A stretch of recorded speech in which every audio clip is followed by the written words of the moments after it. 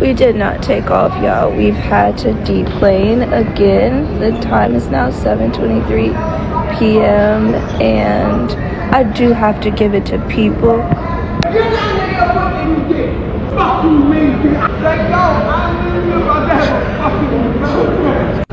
But we are. Yeah, I can't make this up. Stuff is going on. I have never seen anything like this. I am a massive frequent flyer, and they just let us deplane our flight so that we could get food.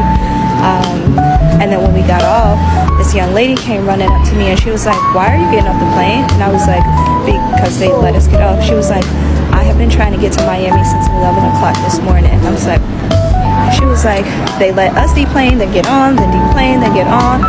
And she was like, "You might not get out of here." I was like, "Girl, don't you put that on my spirit." I was like, "I pray for you. I pray you get there. But if we do not get out of here tonight, then I'm going to have to drive to Miami tonight, which is a 16-hour drive because I have to be there in the morning." But my God is good, and as long as people are safe and we get to where we're going, that's all that matters. Hey everyone, welcome back to the channel. If you're new here, don't forget to hit that like button, subscribe, and ring the notification bell so you don't miss our next deep dive into America's latest dose of political chaos. Now, let me ask you this. When was the last time you took a flight that actually left on time? If your answer is somewhere between, "I don't remember," or "I'm still stuck at gate 42, well, congratulations. You're officially living in Trump's America. Because, yes, folks, Trump's continued government shutdown has managed to do what even the worst airline customer service couldn't, which is turn airports into emotional support center for frustrated travelers who now regret ever booking a flight. I don't really care what your political persuasion is, but you should really call your senator. Because I'll tell you, this is costing the airlines millions of dollars. And just think of 30 airplanes with one engine running. And it's going to take us at least 90 minutes to take off. So it's frustrating. It's really frustrating for me. Because right now it's going to cost about 2 hours of our lives on the ground before we even take off, spend all that gas, all that money, and it just rolls into the rest of this system. So right now we're at a 4% reduction in flight capacity. Next week we go to 10. Last night I had a 6-hour delay in Houston, and the weather was perfect. It's because the air traffic controllers aren't getting paid. So it's a weekend. We just got to MCO here in Orlando, and the delays and cancellations are at another level. This place is locked up. The FAA website says it's an average of a 75-minute delay for departing flights, and the board is just red everywhere. This just shows you the border of arrivals. The red are delayed. That is insane. That is a lot of red. A lot of cancels too. Wow. That is rough. When I mean like just pure like pandemonium, it's like people screaming. Like one lady went by, just when my flight was pushed to Tuesday. Just so you know, our flight was supposed to be arriving around 5. We didn't get here till about 7. So shows you how crazy things are. And you can see it's very busy. I mean, Sundays are usually busy, but because of the delays and cancels, it's insane. As a reminder, this is only with 10% of cuts. We're going to see 20% cuts coming soon, according to the people I spoke to at Spirit. I'll be sure to keep you guys updated on this, because I got to fly through this on Wednesday or Thursday. So please share my videos and follow me for it. Got loud on that. I'm currently at Atlanta Airport, and I thought I was going to be a smart cookie and arrive early, on time even, for my 8:30 p.m. flight. It is 6:58 p.m. The lines for TSA are so empty, but it doesn't even matter because every single flight is literally canceled. How am I supposed to get home? How is anybody supposed to get home?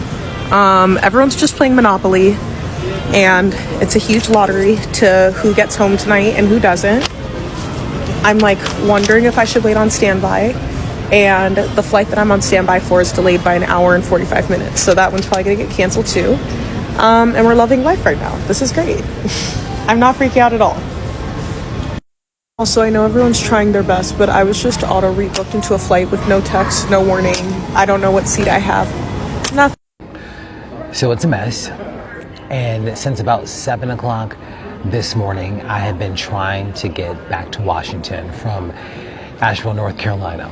I've had a flight delayed twice. Then I was put on another flight, and that flight has been delayed twice as well. It hasn't been canceled, so that's good news, but still, it is a lot for folks to try to get home this weekend. If your flight is impacted by cancellations or delays, remember, new rules require airlines in some cases to compensate flyers for delays or cancellations. You can get a hotel voucher, food voucher, and the like. So make sure you keep close tabs on just how long those delays are for you and how much it's costing you as well. And a quick update, the plane is here, the crew is here, and we're gonna be taking off soon. 7 hours after my original flight was scheduled to take off. I made it to Orlando. Our flight was about an hour and a half delayed. Originally it was supposed to be 2.5 hours, but it kept getting bumped up, which was great. So at the end, it was about an hour and a half. After that, smooth sailing to Orlando. We had a great flight. Orlando Airport, I looked at the boards, which I'll show you in a second, just with Terminal A. There are quite a bit of delays. There are some flights that are on time. There are a few cancellations. I didn't see a lot, but you'll see the red is either canceled or mostly delayed. An hour, couple hours, 3-4 hours. They range. Have a look.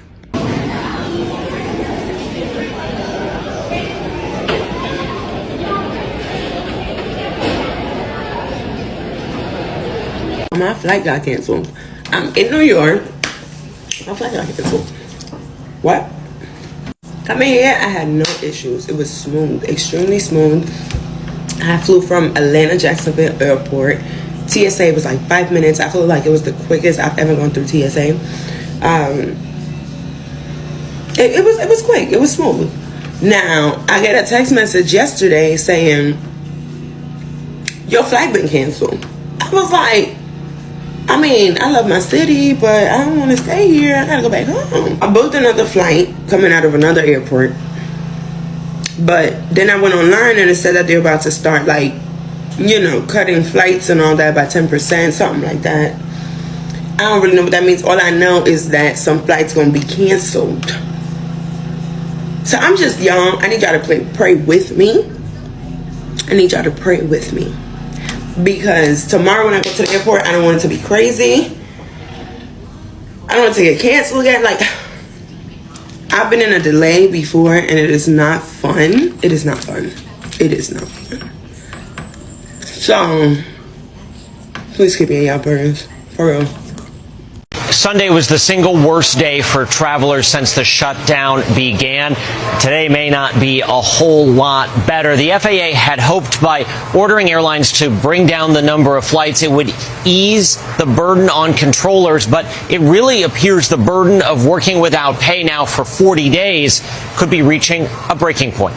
A delayed and frustrating weekend for flyers. More than 25,000 delays and over 5,500 cancellations. And that's after the FAA ordered airlines to cut flights at 40 of the nation's busiest airports to take pressure off the system. Our best case scenario is that we'll be able to leave here in 2 hours. Much of the issue due to a surge in air traffic controllers' sick calls, hitting a shutdown high of at least 81 staffing shortfalls at FAA facilities Saturday, according to the Transportation Secretary, with more on Sunday. We're delayed right off the get-go. We hadn't even left for the airport yet, so then we missed our connecting flight in Minneapolis. In Atlanta, the world's busiest airport saw nearly 500 cancellations Sunday after just 4 of the 22 air traffic controllers scheduled showed up to work Saturday. The average delay hit nearly 5 hours. Dallas, Fort Myers, Florida, and all 3 of the New York City area airports were hit with staffing delays Sunday. Family of 4 here, 4 kids were forced to kind of sleep in the airport. Controllers are poised to miss a second paycheck this week due to the government shutdown. Airlines will again cancel 4% of flights to those 40 airports today. That'll climb to 6% Tuesday and hit 1 in 10 flights by Friday. American Airlines Chief Operating Officer David Seymour. We know people are traveling for a reason. And so what we're looking at is trying to find those options where we have reaccommodations. We are doing our best to get them on another routing to get them ultimately to their destination. Do you have any concerns about the safety of the system today? I have no concerns about the safety. I think this adds some margin. Transportation Secretary Sean Duffy says more flights may need to be cut. All right, so expect additional cancellations today because of the meltdown yesterday, and airlines are right now locking in the cancellations for the rest of the week from that FAA order. One thing to think about, as lawmakers may need to make their way back to Washington to vote in the House, every day there will be fewer and fewer available seats to get back to D.C., and the Thanksgiving travel rush starts a week from Friday, Nate. If you don't have to fly right now, please don't fly. Like, if it's not for work or whatever, or I don't know, but if it's not an emergency, y'all, and y'all could drive or take Amtrak or something. And now my cousin just texted me talking about a UPS cargo plane crashed. I don't even know what the fuck is going on. And now I got to go look that up to see if that's true. Oh my gosh. But y'all, please be safe out here. We are really living in unprecedented times right now because this shit has never happened. It is November, month 11. These people have destroyed. Oh no, it is true. The pilot just told them she's actually in the air right now. Oh my God. What the fuck? Y'all, please be safe. Please take care of yourselves and take care of your loved ones. Again, if you don't have to fly right now, if you can drive, take the bus, take the train, find an alternative. It is not safe to be flying right now. Especially they're threatening to, shut down the airspace next week if an agreement is not met. This is a mess.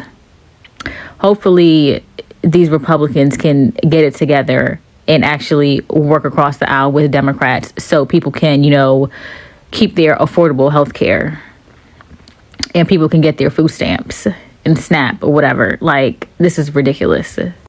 Angie Rodriguez with Fox 26. We're here at IAH, and I want you guys to go ahead and take a look at this line. This is all because of the government shutdown that's been in effect for over a month, and now both TSA agents and air traffic controllers are missing their first full paycheck. This is just a result of that.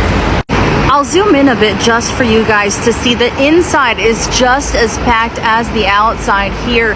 We know that IAH was giving the passengers that are having flights today a bit of advice, telling them to come in early because some of these wait times could exceed 3 hours depending on your flight.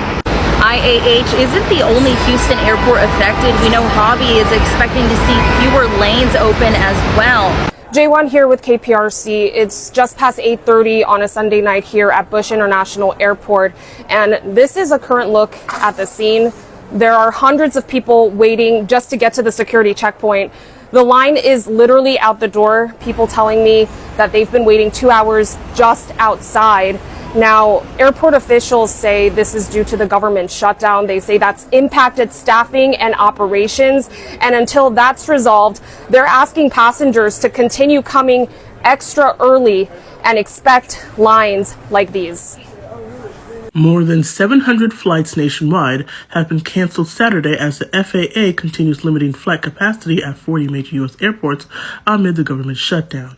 As of 6 a.m. Eastern on Saturday, 754 flights have already been canceled nationwide, and the total could eclipse Friday's total of 1,024 cancellations. However, despite more than 1,000 flights being canceled on Friday, major delays at airports across the country continue to persist due to staffing issues in air traffic controller towers and centers. If the government shutdown continues, more air traffic reductions could be on the way, Transportation Secretary Sean Duffy said in an interview on ABC News Live on Friday. "My hope is that this government shutdown will end soon and we can get back in the business of letting Americans travel," Duffy said in the interview. Duffy said the FAA has asked private jets to avoid flying at the 40 airports impacted by the flight reductions, though they are currently not prohibited from flying there. He said private jet companies have been cooperative and are choosing alternate airports to help alleviate the pressure at those airports. The FAA decided not to cut any international flights as it would be a violation of international agreements with the countries, according to Duffy. "We have international agreements that we abide by, and because of those international agreements, I'm not going to impact those international flights. And because if I do, what will happen is we have other countries that are waiting to have a breach of those contracts from the U.S. so they can cut down American flights. And then that would have a very long-lasting impact on our ability to send travelers from the U.S. to those partners that have the agreements, Duffy said. So it's Saturday, November 8th. I am currently at the Buffalo Airport, heading to Orlando today. There's not many people here. I saw like 5 people going through security. I've been here for a couple hours. I haven't seen a single plane take off yet. My flight has been delayed. Oh, actually, I think I just hear the first flight behind me taking off. Here it is. But it's been a couple hours. My flight is delayed 2.5 hours. I'm not seeing many cancellations so far on the boards. I've only seen 2. And everything else this morning has been delayed at least 2 hours, if not a little bit more. So far, the afternoon flights have not been delayed. So wish me luck on getting to Orlando today. So let's set this in. You are at the airport. You've gone through TSA, which, by the way, is operating with a skeleton crew because half the agents are calling out sick. You finally make it to your gate, only to hear that familiar voice over the loudspeaker. Ladies and gentlemen, this flight has been delayed indefinitely. And why? Because the government is still shut down and the ripple effects are hitting the airline industry like turbulence over the Rockies. Now, air traffic controllers are overworked, unpaid, and burning out. TSA officers are stressed thin. Aviation safety inspectors, many are furloughed. The result is delays, cancellations, and furious travelers who suddenly wish teleportation was a thing, right? And who's at the center of all this chaos? None other than Donald J. Trump, who seems to think that shutting down the government is just another episode of The Apprentice. Except this time, the only thing being fired are America's hopes for a smooth flight. Now, Trump insists the shutdown is all about saving America. Sure. Because nothing says saving America like crippling its airports, stalling its economy, and making family vacation feel like survival missions. He's still blaming the Democrats for the shutdown. Of course, but at this point, Americans are starting to realize that finger pointing doesn't get planes off the ground. Imagine being a passenger stuck in Dallas and you see Trump on TV saying, "It's the Democrats' fault, your flight's cancelled." Oh, great, thanks, Mr. President. That really helps me get to Chicago for my cousin's wedding. Now, the irony is breathtaking. Literally, since airport air circulation isn't great when you're sitting in the terminal for 12 hours. Now, let's talk numbers, because behind the chaos, there's a real cost. The airline industry loses millions per day when air travel is slow, okay? Now, travelers lose time, money, and patience. Federal workers, many of whom keep these systems running, are missing paychecks. All while Trump brags about holding firm. Social media is flooded with videos of travelers venting their rage, crying kids in terminals, and missed connections. A stranded honeymoon or honeymooners, newly wedded couples. Business deals falling apart. Americans are furious, and rightfully so, though, because for most, the shutdown isn't political theater. It's personal inconvenience and financial pain. What's worse is the longer the shutdown drags on, the greater the risks of aviation safety. Exhausted air traffic controllers making split-second decisions while worrying about rent. That's not just inconvenient, that's dangerous. And yet, Trump seems unbothered, maybe because his flights aren't delayed. Presidential jets don't exactly wait at Terminal B, right? Now, the most ironic part is many of the people stuck in airports right now are the same ones who once cheered during the swamp. Now, Of course, they're realizing that maybe, just maybe, shutting down the government isn't the winning they were promised. There's something painfully poetic about a MAGA hat sitting in an airport terminal, scrolling through Twitter and really tweeting. This shutdown is ridiculous. You don't say so. Even some conservatives are now whispering what they wouldn't dare say out loud a few months ago. Maybe this wasn't such a great idea, they say. But hey, better late than never, right? And it's not just Americans noticing this meltdown. International travelers are canceling trips to the US. Business conferences are being rescheduled, and foreign airlines are shaking their heads because nothing says world leader like a nation that can't even keep its air traffic running smoothly. Every cancelled flight, every missed meeting, every delayed delivery sends a message. America isn't functioning, and global partners are taking notes. So, where does that leave us? So, America, a nation on edge, airports in chaos, travelers furious, and a government still locked in a political staring contest. Trump says he's fighting for America, but right now it looks like he's fighting against it, right?